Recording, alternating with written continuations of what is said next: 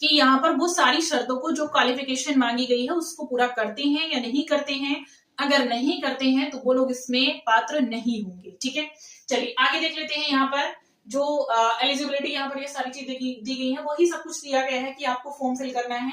मैं फिलहाल आप लोगों को ये सारी चीजें तो आप लोग कर सकते हैं, प्रोसेस है। एज क्राइटेरिया और क्वालिफिकेशन बता देती हूँ, तो जल्दी से पहुंचते हैं हम लोग क्वालिफिकेशन पर। क्या क्वालिफिकेशन क्राइटेरिया है? वैकेंसी तो मैं आपको बता ही चुकी थी कि इसका जो है शॉर्ट नोटिफिकेशन आप लोगों को मिल गया था। तो देखिएगा, ये जो आज की क्वालिफिकेशन है यानी टीजीटी की दी है, टीजीटी रेलवे में जो वैकेंसी टीजीटी की निकली हुई है आर्ट की, तो उनमें क्या क्वालिफिकेशन है तो देखिएगा प्लीज उससे पहले आप लाइक और शेयर कर दीजिएगा। मैं आपको क्वालिफिकेशन बताने जा रही हूँ यहाँ पर। तब तक देखिएगा, ये है आप लोगों का 26 नंबर पर ट्रेंड ग्रेजुएट टीचर यानी टीजीटी की वैकेंसी दी हुई है। टीजीटी की वैकेंसी में आप लोग देख सकते हैं यहाँ पर जो एज क्राइटेरिया दे रखा है वो 18, मिनिमम एज आपका 18 है, मैक्सिमम एज आपका 48 है। यानी 18 टू 48 के बीच आपका एज होना चाहिए, मिनिमम 18 होना चाहिए, मैक्सिमम 48 है। इसकी क्वालिफिकेशन मैं बता देती हूँ क्या है।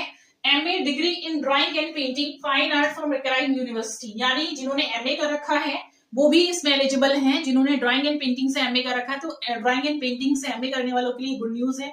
वो बहुत परेशान थे कि मैम हम बीए ड्राइंग करके एमए ड्राइंग करके परेशान हो गए, हम कहीं एलिजिबल नहीं है, कहीं अप्लाई नहीं कर सकते, तो वो लोग यहाँ पर अप्लाई कर सकते हैं। ठीक है, BA honours in art education, यानी बीच में और दिया है, तो जिन्होंने BA honours in art education में कर रखा है वो भी यहाँ पर एलिजिबल है।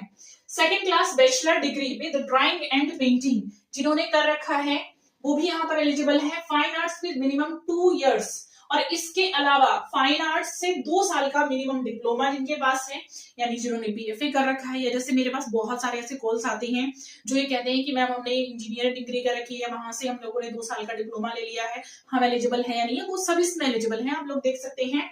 और यहाँ पर 12th प्लस 2 स्टेज का दिया हुआ है with minimum 4 years full time, यानी 12th के बाद जो आप डिप्लोमा करते हैं वो भी यहाँ पर एलिजिबल है ड्राइंग एंड पेंटिंग से। Fine arts part time diploma not less than 5 years duration.